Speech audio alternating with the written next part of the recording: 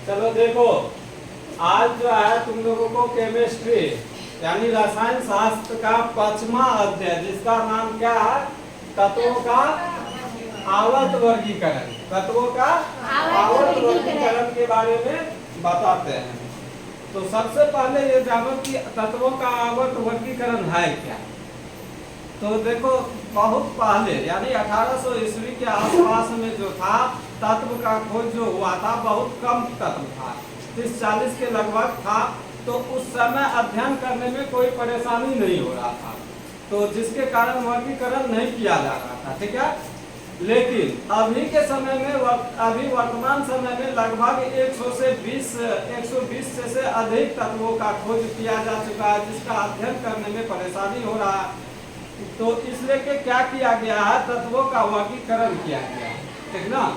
तत्वों का वर्गीकरण क्यों किया गया है, जैसे देखो, अगर किसी दुकान में सामान रखा रहता है, जैसे कोई दुकान है, सब्जी का दुकान, सब्जी के दुकान में है, प्याज रहता है, आलू रहता है, लहसुन रहता है, और क्या सब रहता है, ढेर सारे सब्जी रहता है, रखा रहता है। अगर उन सभी को अलग अलग करके नहीं रखा है, जैसे अलग अलग टोकरी में, प्याज वाला टोकरी में प्याज नहीं रहे, आलू वाला टोकरी में आलू नहीं रहे, और क्या कहते हैं, बैगन वाला में बैगन नहीं रहे, तो क्या होगा, जब हम लोग सामान लेने जाएंगे तो एक एक करके सब में से खोजेगा, तो क्या होगा, बहुत समय लगेगा ना। और क्या होगा, आलू के साथ प्याज चला जाएगा, प्याज के साथ लहसुन चला जाएगा, ये छांटने में बहुत परेशानी होगा ना। दूसरा, अगर मान के चलो तुम लोग स्कूल में पढ़ती है, कोई स्कूल में, तो उस स्कूल में क्या कहते हैं, क्लास 1 से लेकर के अगर 10 तक का बच्चा है, सभी को एक साथ किसी फील्ड में खड़ा कर दिया जाए, तो पता चल पाएगा कि कौन किस क्लास का है, नहीं पता चलेगा। तो उसके लिए क्या करते हैं, क्या किया हुआ है, क्लास में रूम बनाया हुआ है, सॉरी, विद्यालय में क्लास वाइज रूम बनाया हुआ है कि ये 8 क्लास का रूम है, ये 7 क्लास का रूम है, ये 6 क्लास का रूम है। तो उसमें क्या होता है, बच्चे को जाने में कोई परेशानी नहीं होता है, वो उसको मालूम है कि ये 6 क्लास का, तो उसमें सिर्फ 6 क्लास का ही बच्चे जाते हैं, 8 क्लास का है तो 8 क्लास का ही बच्चे रहते हैं, 10th का है तो 10th क्लास का ही बच्चे रहते हैं ना। ठीक उसी प्रकार क्या किया गया है, तत्वों का वर्गीकरण किया गया। क्या किया गया है, तत्वों का वर्गीकरण। तो देखो, तुम लोग को अभी लिखा है, निकालो कॉपी, कि तत्वों का वर्गीकरण क्या है। तो तत्वों का वर्गीकरण देखो, क्वेश्चन लिखा है, तो उसका क्या है आंसर, समान गुण वाले तत्वों को एक वर्ग में सजाने की विधि को तत्व का आवर्त कहा जाता है। तो जिस तरह से अभी बताया कि स्कूल में क्या होता है, बच्चे को पढ़ने के लिए अलग अलग क्लास वाइज क्या हुआ, रूम बनाया हुआ है ना। सब्जी वाले क्या करते हैं, अलग अलग टोकरी में अलग अलग सब्जी रखते हैं, जिससे कि लोग जाते हैं तो खरीदने के लिए, तो क्या होता है, वो तुरंत अगर बैगन मांगते हैं तो बैगन तोल के दे देते हैं, आलू मांगते हैं तो आलू तोल के दे देते हैं, प्याज मांगते हैं तो प्याज तोल के दे देते हैं। ठीक उसी प्रकार तत्वों को क्या किया गया, समान गुण वाले को एक साथ किया गया, जिससे उसका अध्ययन करने में कोई परेशानी नहीं हो, ठीक ना। तो समान गुण वाले को क्या किया गया है, एक साथ रखा गया है। उसी को क्या कहा गया, तत्वों का आवर्त वर्गीकरण। उसी को क्या कहा गया है, तत्वों का आवर्त वर्गीकरण कहा गया। किसको कहा गया, समान गुण वाले को एक साथ जो सजाया गया, उसी को क्या कहा गया, तत्वों का आवर्त वर्गीकरण। जिस प्रकार क्लास में क्या होता है, स्कूल में क्लास वाइज रूम बनाया हुआ है, उसी प्रकार यहाँ समान गुण वाले के लिए अलग सारणी बनाया हुआ है, जिसको क्या कहते हैं, तत्वों का आवर्त वर्गीकरण कहते हैं, ठीक ना। तो देखो, जितने भी तत्व है उसमें से 6 तत्व जो है निष्क्रिय है, ये किसी भी क्रिया में भाग नहीं लेते। ये क्या होता है, किसी भी रासायनिक अभिक्रिया में भाग नहीं लेते हैं। इसका नाम क्या है, निष्क्रिय। निष्क्रिय कौन सा तत्व है, निष्क्रिय तत्व। ये कौन कौन है निष्क्रिय तत्व, हीलियम जिसका He होता है संकेत, नियॉन जिसका Ne होता है संकेत, आर्गन जिसका संकेत Ar होता है, क्रिप्टन जिसका Kr होता है, जेनॉन जिसका Xe होता है, रेडॉन Rn। ये क्या है? ये कौन सा तत्व है? निष्क्रिय तत्व है। तो जैसे ये एक गुण वाले हो गया, ये सभी कौन सा गुण वाले हो गया? एक गुण हो गया, यानी कि ये निष्क्रिय हो गया। ये निष्क्रिय तत्व जो क्या होता है? रासायनिक अभिक्रिया में भाग नहीं लेता है, ठीक ना। ये एक गुण वाले हैं तो इसको अलग कर लिया गया है, ठीक ना। अब चलो देखो तत्वों का वर्गीकरण करने के लिए क्या किया गया? अनेक वैज्ञानिक ने अपने अनुसार से इसका वर्गीकरण किया। क्या किया है? अनेक वैज्ञानिक ने इसका अपने अनुसार से वर्गीकरण किया है, जिसमें बहुत से असफल हो गए हैं और अभी जो वर्तमान में चल रहे हैं वो है आधुनिक आवर्त सारणी। आधुनिक आवर्त सारणी जो लागू है, अभी चल रहा है, इसी के अनुसार आवर्त सारणी तैयार किया गया और उसका हम लोग क्या कर रहे हैं? अध्ययन कर रहे हैं।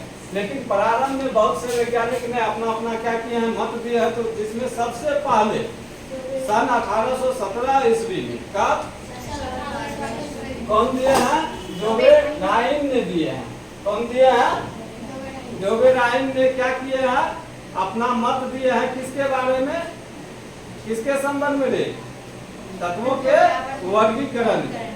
तत्वों के वर्गीकरण में डोबेराइन नामक वैज्ञानिक ने 1817 ईस्वी में सर्वप्रथम उन्होंने ही बताया कि तत्वों का वर्गीकरण करने का प्रयास किए। वो इनका पूरा नाम क्या थे? इनका डोबेराइन का पूरा नाम देखो क्या थे? जोहान क्या नाम थे? Johann Wolfgang Dobereiner. Johann Wolfgang, जिसको अंग्रेजी में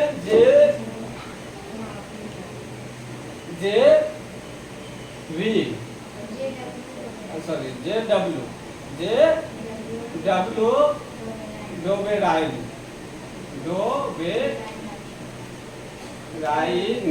कहा जाता है। जेडब्ल्यू डोबेराइनर कहा जाता है, ठीक ना। इसका पूरा नाम क्या है? Johann Wolfgang Dobereiner. ये कहाँ के रहने वाले थे? ये वैज्ञानिक कहाँ के रहने वाले थे? जर्मनी के रहने वाले थे। ये कौन विषय का वैज्ञानिक थे? तो रसायन शास्त्र का वैज्ञानिक। ये कौन विषय का वैज्ञानिक थे? रसायन शास्त्र का वैज्ञानिक थे। इन्होंने सर्वप्रथम क्या किए? तत्वों का वर्गीकरण करने का प्रयास किए। तत्वों का क्या किए? वर्गीकरण करने का प्रयास किए। उस समय क्या था? बहुत कम तत्व का ज्ञात था। उस समय क्या था? बहुत कम तत्व ज्ञात था। इन्होंने क्या बतलाया? इसके अनुसार जो ये जो क्या किए हैं? तत्वों का वर्गीकरण किए हैं, तो उसको क्या कहा जाता है? डोबेराइनर का ट्रिक कहा जाता है। उसको क्या कहते हैं? डोबेराइनर का ट्रिक, जो अभी तुम लोग को लिखाए हुए हैं। देखो क्या लिखा है? डोबेराइनर का ट्रिक। वे क्या बतलाए हैं कि ये 3 परमाणु लिए हैं।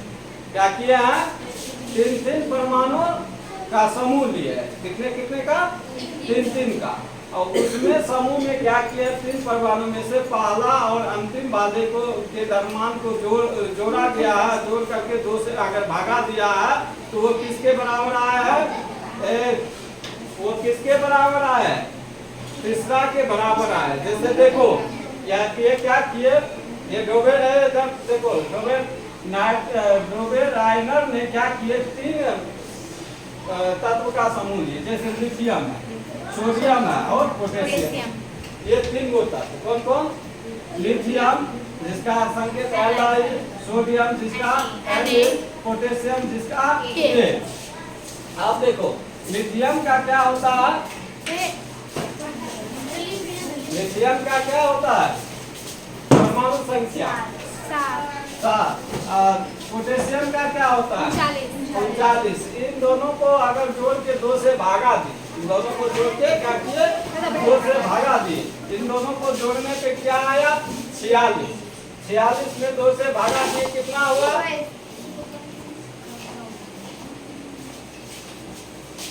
46 में 2 से भागा दिए कितना हुआ? एक, सही से रहने दो। कितना आया? 23। ये 23 देखो किसके बराबर, सॉरी यहाँ 23 होगा, ये 23 इसका परमाणु संख्या कितना होता है सोडियम का? 23। देखो ये इसके बराबर आ गया, किसके बराबर आया? 23 के बराबर आ गया। अब देखो फिर दूसरा 3 को समूह कौन कौन लिया? कैल्शियम लिया, जिसका परमाणु संख्या क्या होता है? Ca, इसका होता है संख्या 40। एस्टोनियम लिए Sr, जिसका परमाणु संख्या 88। फिर लिए वोलियम, जिसका Ba कितना होता है? इस दोनों को जोड़ा जाता है तो कितना हुआ? इधर ध्यान दो, इन दोनों को जोड़ा गया 40 और 137 को जोड़ा गया कितना हुआ? 177। इसमें अगर 2 से भागा देते हैं तो कितना आता है? 88। ये देखो इसके बराबर आया ना। फिर इसी तरह से क्लोरीन, ब्रोमीन, आयोडीन, इन दोनों का जोड़ करके कितना आया? 162.5। अगर भागा देते हैं तो 81, इसके लगभग आया ना। तो ये इसका ट्रिक है। किसका ट्रिक है? डोबे राइनर का ट्रिक है। क्या ट्रिक है कि ये क्या किए? 3 परमाणुओं को बढ़ते क्रम में लिए। किस क्रम में लिए? बढ़ते क्रम में सजाया। सजाने के बाद बीच ये बढ़ते क्रम में सजा दिए हैं। बढ़ते क्रम में जो सजाया है तो पहला और लास्ट वाला को जोड़ करके कौन सा? बीच वाला, पहला और अंतिम का औसत किसके बराबर आता है? निचला के बराबर आता है। यही इसका ट्रिक है। किसका? डोबे राइनर का। क्या ट्रिक है? पढ़ो, अभी लिखाए हुए देखो तुम लोग। डोबे राइनर का ट्रिक क्या है? समान गुण वाले 3 तत्वों के परमाणु द्रव्यमान को बढ़ते क्रम में, समान गुण वाले 3 क्या लिखा है जी? समान गुण वाले 3 परमाणु बढ़ते क्रम में सजाया जाए तो बीच वाले तत्व का परमाणु द्रव्यमान शेष 2 के योग के शेष 2 के औसत परमाणु द्रव्यमान के बराबर होता है। क्या होता है? औसत परमाणु द्रव्यमान के बराबर होता है। ये है डोबे राइनर का ट्रिक। तो ये देख ली उदाहरण के साथ कि कैसे होता है। ये क्या किए? 3 परमाणु लिए, इसको बढ़ते क्रम में सजाया है। पहले क्या है? 7 है, उससे बड़ा 23 है, उससे बड़ा कौन है? 39 है। इसको इस क्रम में सजा लिया। सजाने के बाद अब ये जो है बिचला का द्रव्यमान देखो, इधर बिचला का जो द्रव्यमान है दोनों के औसत के बराबर है, लगभग है, बराबर है या लगभग है। ये जैसे यहाँ देखो, इसको भी बढ़ते क्रम में सजाया गया। पहले 40, फिर 88, फिर 137। यहाँ भी बढ़ते क्रम में है ना। तीनों को बढ़ते क्रम में सजा दिया गया है। अब बिचला जो है दोनों के औसत के लगभग बराबर है ना।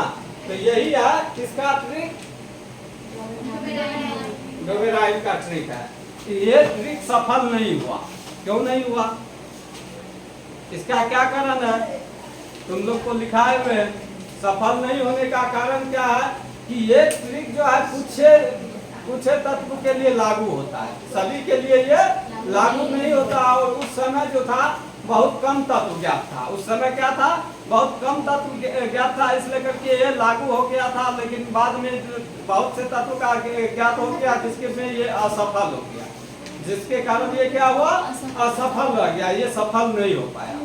अब देखो इसके डोबे राइनर के ट्रिक का जो है लिमिटेशन मतलब सीमा क्या है? तो इसका 3 सीमाएं क्या क्या है? देखो तुम लोग को लिखा है। उस समय तक ज्ञात सभी तत्वों का वर्गीकरण नहीं हो पाया था। उस समय ज्ञात जो जितना भी तत्व ज्ञात हुआ था उसका भी ये वर्गीकरण नहीं कर पाए थे। पहला इसका सीमा ये था कि जितने भी तत्व ज्ञात था उनमें से सभी का ये क्या नहीं कर पाए थे? वर्गीकरण नहीं कर पाए। दूसरा क्या था?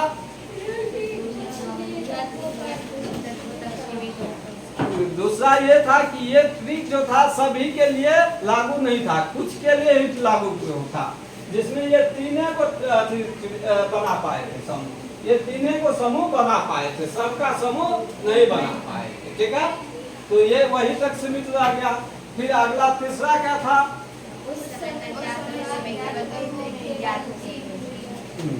उस समय अभी बता ही चुके थे कि उस समय मात्र ये तीनों को समूह के लिए ट्रिक बनाए थे और के लिए ये नहीं बना पाए थे, इसलिए करके ये सफल नहीं हो पाया, ये रह गया वही। फिर आगे जो है बताएंगे कल के अगले क्लास में कि कौन फिर इसका क्या किए, संशोधन किए, फिर आगे क्या क्या हुआ वो अगले क्लास में बताएंगे।